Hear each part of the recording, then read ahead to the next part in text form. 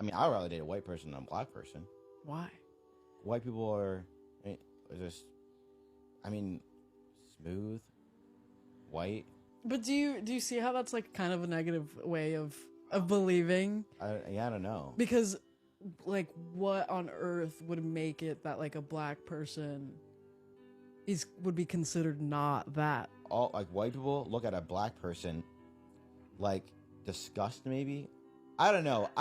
Growing up, I just felt just like they're not talking to me because I'm black. So or things like that. So I would try to dress white. I remember bleaching my hair blonde. I remember like getting straightener for my hair. I was looking like Michael Jackson. You know, I would wear skinny jeans. I would come in like flipping my hair like Justin Bieber, like hoping people look at me like, oh, he's a white person now. Yeah. And maybe people would like me, accept me more. You know what's really disturbing? There are some people who hate to see black people living a good life. Like watching us have a good education, a stable income, a nice place to live, access to resources and opportunities, it makes their skin crawl. And instead of fixing the bigotry within themselves, they go out their way to disturb our lives instead. They will patronize, they will bully, they will sabotage, and they will try to make you feel like you don't belong in the same spaces you worked hard to be in. It's absolutely insane. Like, these types of people, I kid you not, they wish we could go back to the old times when black people weren't allowed to read and shit. Like, I'm telling you, like, it's absolutely insane. And the craziest part about this, these people are everywhere. They're teachers, they're leaders, they're in the workplace, they're in law enforcement, they're everywhere. That's the crazy part about it, for real, for real. I mean, shit, they're even in the hospitals. Like, it's absolutely insane. These types of people literally have other people's lives in their hands. I'm telling you, it's a crazy world we live in, for real. Like...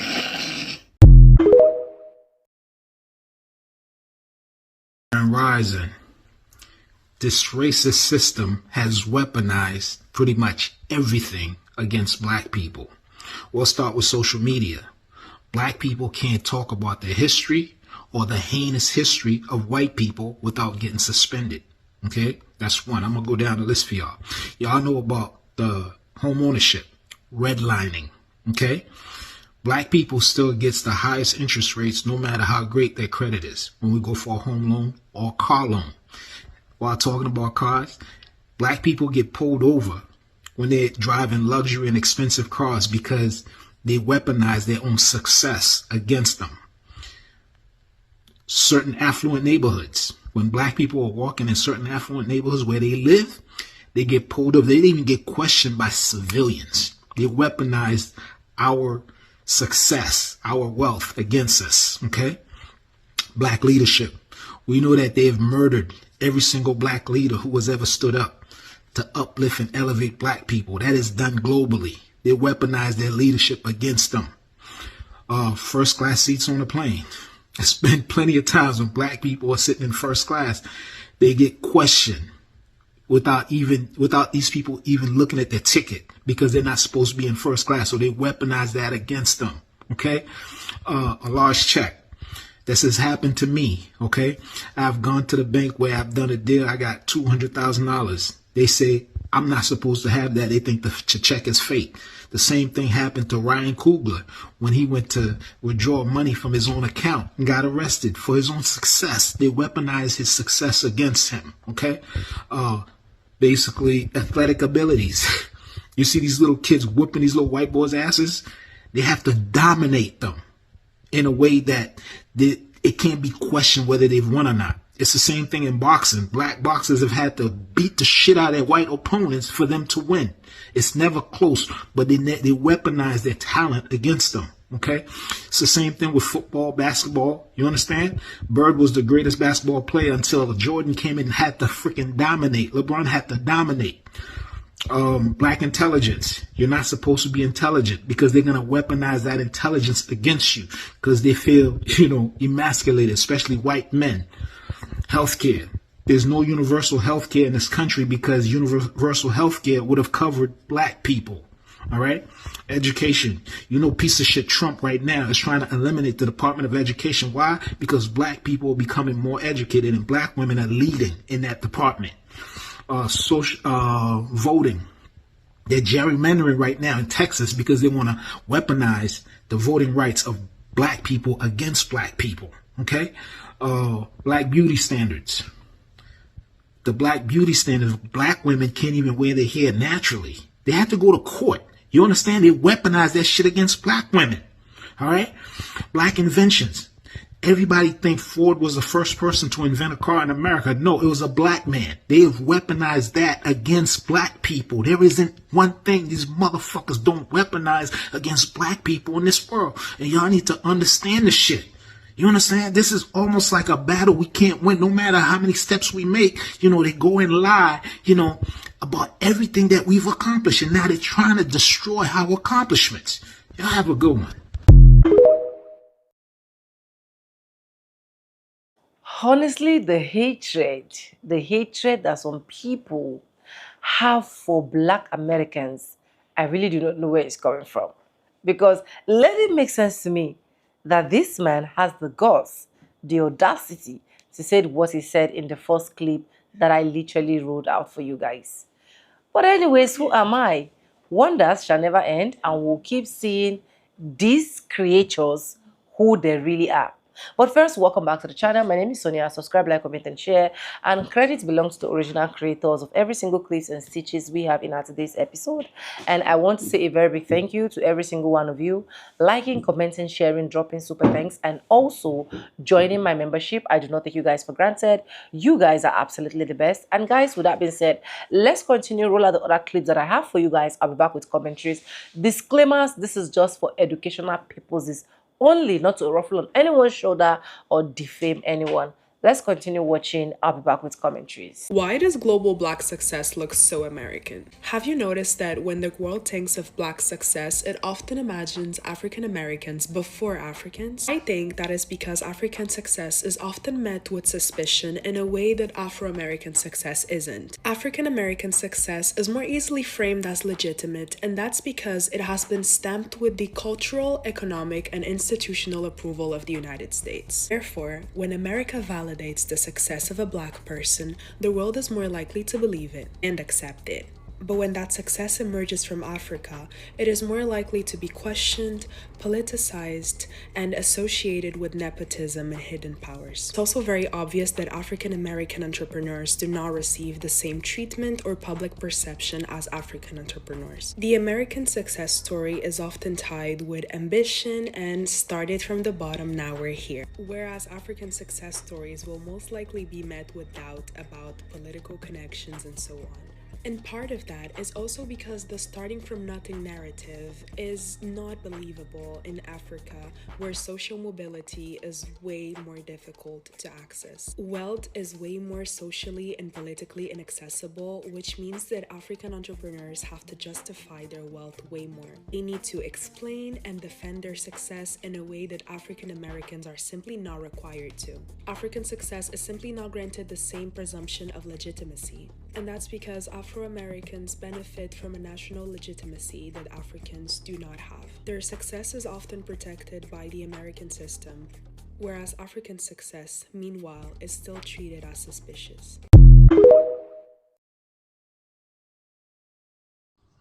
Discrimination in California is a big thing, and it's frontline in the job markets, in the hiring practices. For example, California has one of the highest lawsuits that settled out of court from black people that look like me that's been discriminated by George Hernandez, Maria Sylvia, stuff like that.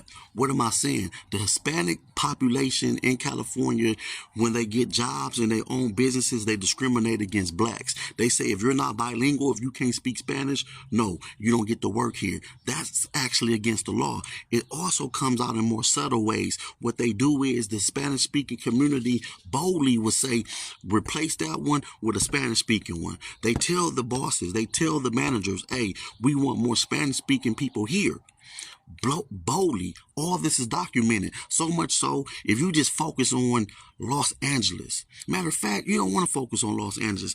Pick one, Riverside, San Bernardino. They have a lot of lawsuits settled out of court. Black people are being discriminated against so bluntly, not just in the workforce, in the hiring practices, the job markets. I'm talking about the housing markets, things like that. Black people are now starting to realize and come together in California with the acknowledgement and the recognition that, hold up, my daughter who went to nursing school, she should have been hired just like the other one, just like Elizabeth and Maria. What happened? Well, when she finished nursing school and it was time for her to get employed, the managers, the Spanish-speaking community said, no, we don't want that. We want bilingual girls. Right now in California, black people has been moved and the replacement has come in. Not just the illegal immigrants, the regular ones, the ones who say, no what, a Mexican flag and an American flag. Nevertheless, they come together to say, whatever the black people are talking about, we don't want to hire them. And then they put the stereotypes. They say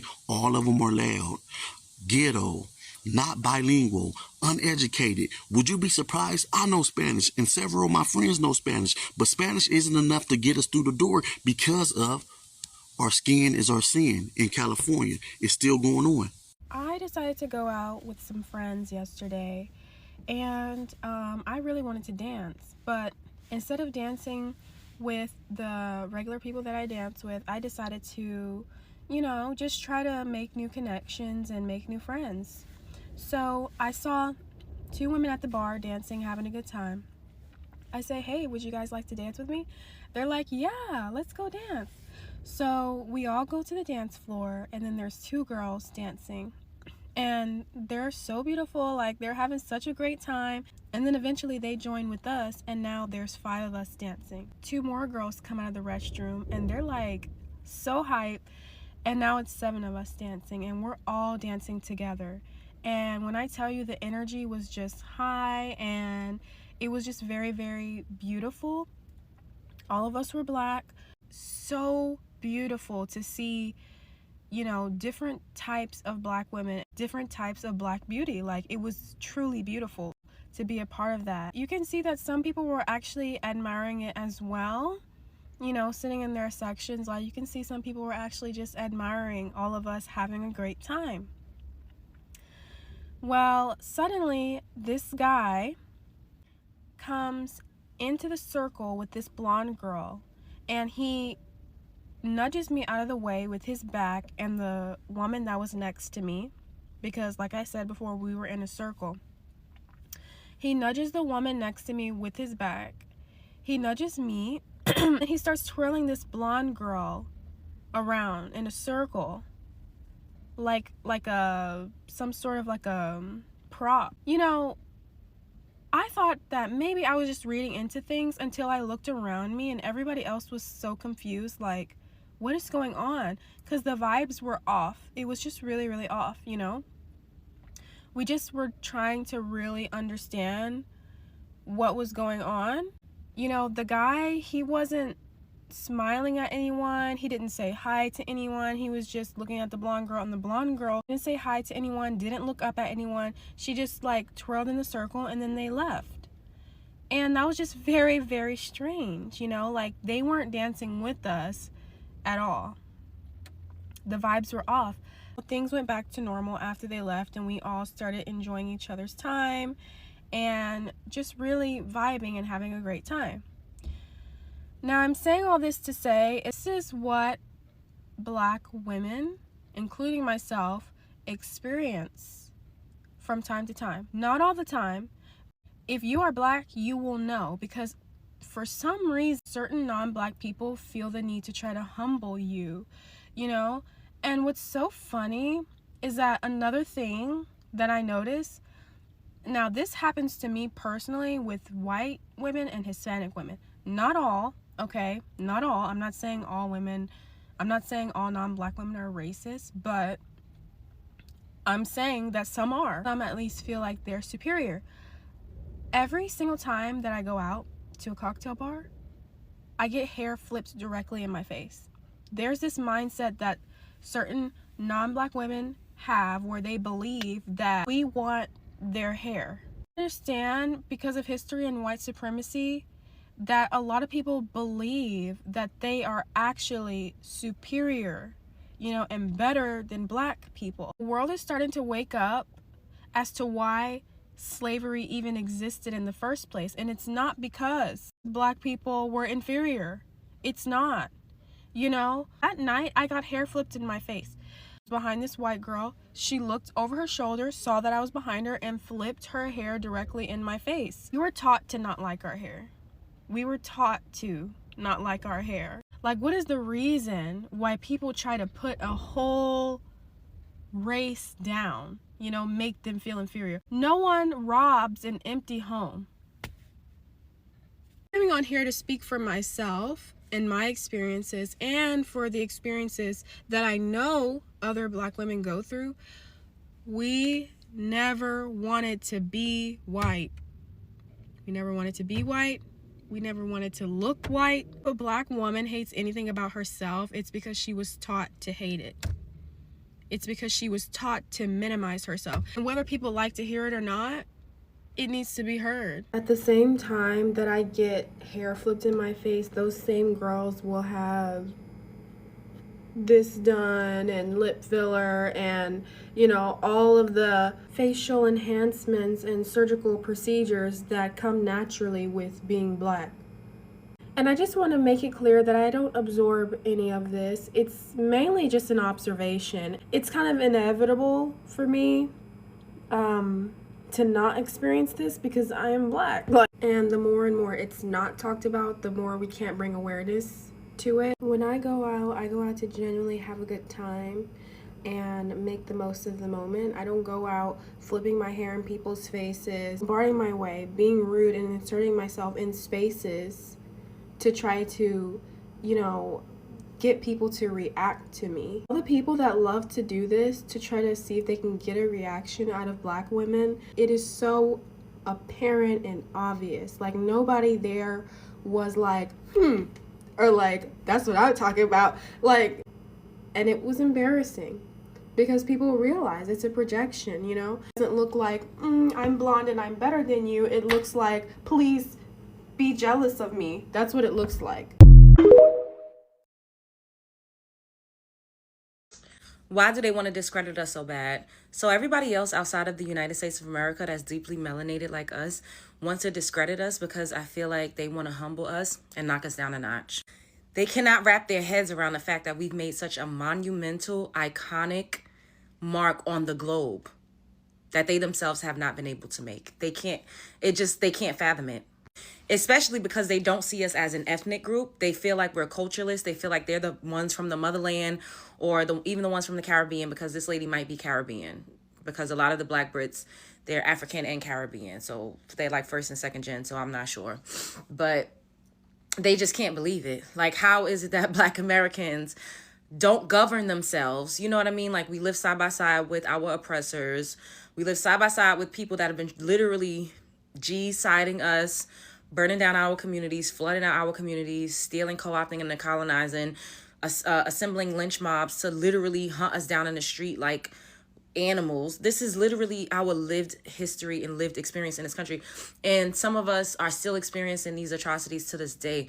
They're still, it's clearly not, you know, as prevalent as it was 60 years ago, 65 years ago, but there's still a few cases where a random Black guy would be found hanging from a tree somewhere. It's fucking disgusting and terrible. But through all of that, we prevail. We prevail. We're like super Negroes out this bitch. We're giants. And we don't govern. We're not in a country. We don't have a predominant landmass that is just ours, or at least that's not recognized or acknowledged on a global scale. You know what I mean? So they feel like they need to cling on to that out of Africa theory. They need to cling on that we come from them. They need to cling on to the fact that we don't have culture because it makes them feel better about themselves. Because how is it that we've accomplished so much when we're like not even the majority here? We're not the majority, and we fought through so much. Our ancestors, our forefathers, even the average Black American in 2025 has still experienced many adversities when it comes to systemic racism, redlining, not being approved for certain loans, being discriminated against, facing different types of prejudices and stereotypes and racism. I know I have, and I'm a millennial. And I've experienced those things. I've experienced workplace discrimination. I've experienced a lot at the hands of not just white people, but Latinos, Indian people, Asian people. And we thrive. They don't. They flee. They run. The ones that are loud and proud and that have the mics are predominantly the ones that ran away from their homeland. They didn't stay. They didn't fight. They're not doing anything to better the quality of life for their people and their lineage. They ran away.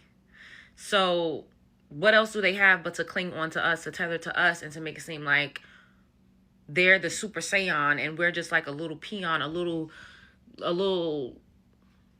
generic version of them. You know what I mean? And instead of congratulating us and looking up to us, which a lot of them do, but they don't admit that as much openly as they will get up and talk about how they're better and compare themselves to us. And a lot of the fuckery that goes on, it's an ego thing as well. And they have a superiority complex. And they feel like we do. When we don't. A lot of us do not be up here. We don't even think about these people. We just started entering the chat. And they can't take it. It really upsets them that we're like, hold up, you're not about to keep dragging me and talking crazy. No, we gonna match energy. They don't like it. So for years, it's been Black Americans this, Black American that. Black Americans ain't this, Black Americans ain't that. This lady that I showed y'all, I seen them. Her and her little friends. I seen them on a podcast like 2 years ago. Before I ever started saying anything about the shit they talked about. And they was talking big money, cash money shit about Black Americans. And I'm like, damn, like when we started our podcast, we probably was talking about each other. Men was talking about women was talking about men. We was talking about racism. We was not harping on immigrants, migrants, or whatever the fuck other Black people, deeply melanated people was doing around the globe. We didn't do that. Whenever they loaded up their mics, we were always the main topic of discussion because they feel like we're their direct competitors. And you're not competing with nobody if you don't feel like they at the top. They know what it is, but it hurts them. It really kills them inside to admit that we at the top when it comes to deeply melanated people. It just is what it is. Girl, I could talk about this forever. Well, I don't know if you're a guy or a girl. But spread love is the Brooklyn Wayne. Other races don't respect us. The other races, they don't respect us. People don't respect Black people. They don't respect you. They don't listen to you. They barely take your words into consideration. They think you guys are a joke. They think Black people are jokes. And can I tell you something? I think I get it. I know why they think you're jokes. Because you guys have this, you guys are just weird. Like it's to be honest, it's not even weird. Weird is not the right word. It's just, it's like backwards. It's giving backwards. You guys are just like, it's giving backwards. Like you're not up to date with how things are. You just don't get it anymore. You don't get it. And the way you behave, it's so ugly. The way a lot of Black people behave is too ugly. It's so ugly the way you guys behave. It's ugly. It's honestly ugly. Honestly think, what did Black people do to make the world hate us so much? So, like, my first initial thought is, okay, mother and father of humanity, cool, but go deeper. We taught certain people how to wash and bathe themselves. No, go deeper. We were very, very advanced civilizations, but Africa got colonized. Go deeper. Something must have happened. Some sort of oppression must have happened with a certain race of people that made the scales have to balance out. We must have did something millennia ago. Something must have fucking happened. Hey, Cleo, what you think happened? Okay, she doesn't know. But yeah, I just think about that sometimes. Like, okay, what did we do to make the world hate us so much?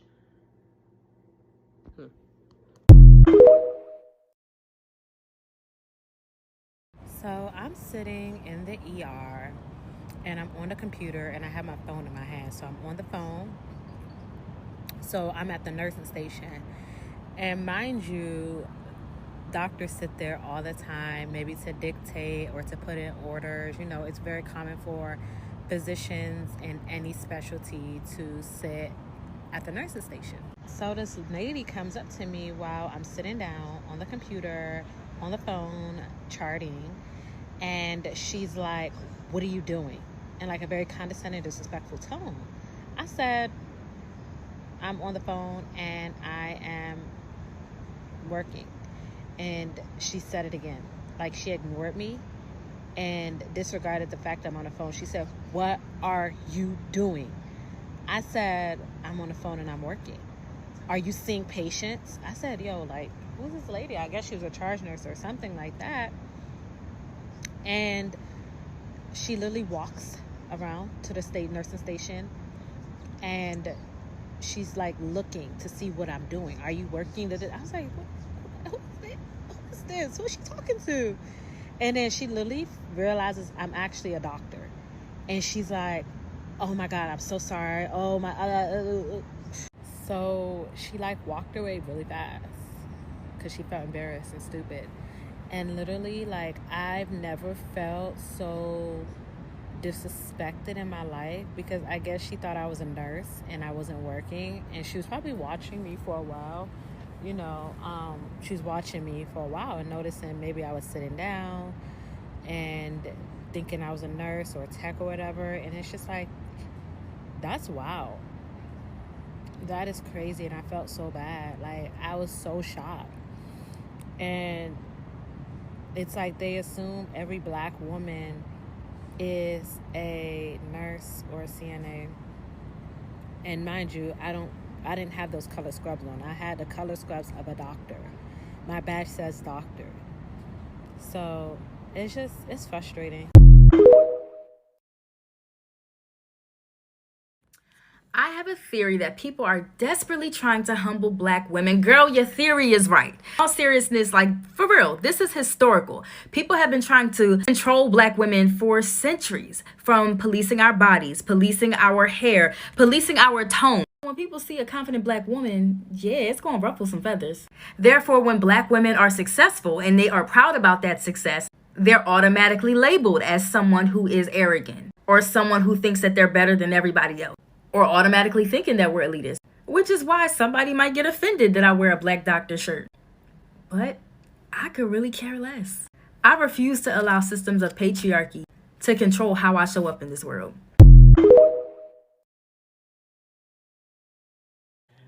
Anyways, welcome back, guys, and thank you so much for watching all of that clip, and I hope you guys literally enjoyed it.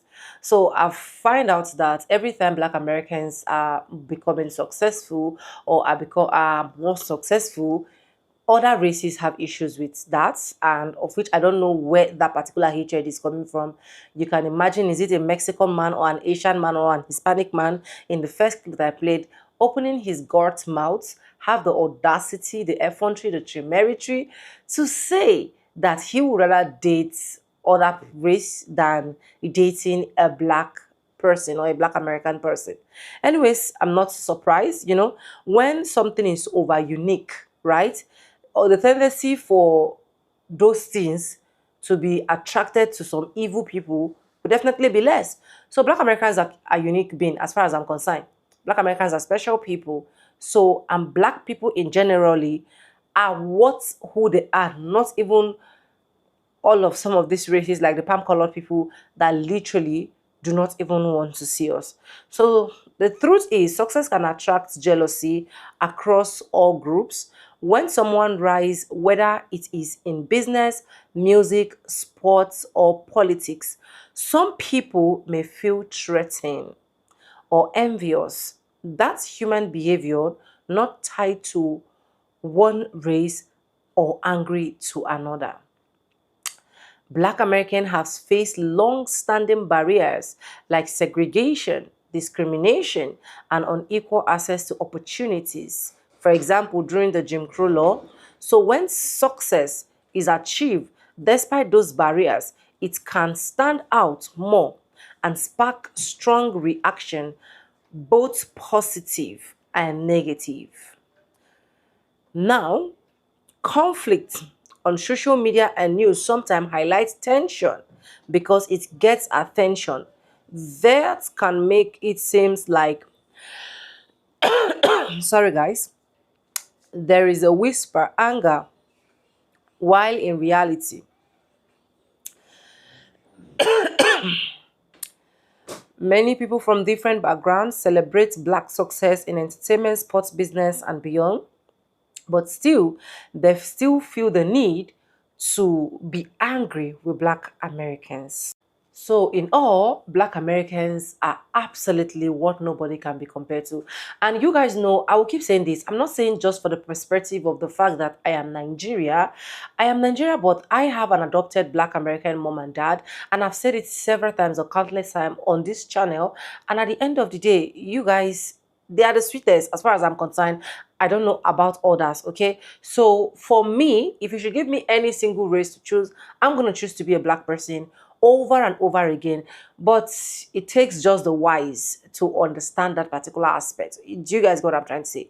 But anyways, let me know what you think in the comment section, and credit belongs to the original creators of every single clips and stitches we have in our today's episode. I want to say a very big thank you to every single one of you liking, commenting, sharing, dropping super thanks, and also joining my membership. I do not take you guys for granted. You guys are absolutely the best. And guys, with that being said, with no further ado, I do like I always say in my videos, I'm going to be saying bye, and I'll see you guys in my next one. For now, bye guys. I love you guys. Mwah.